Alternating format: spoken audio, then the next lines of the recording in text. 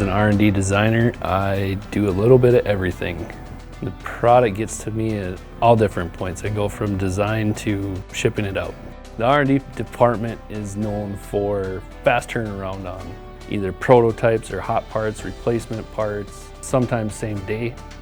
We'll get a design early in the morning and that afternoon we're shipping parts.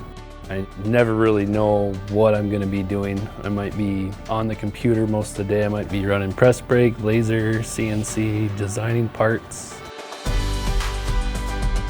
After R&D is done with the product, it can go anywhere from directly to the customer to paint to various outside services.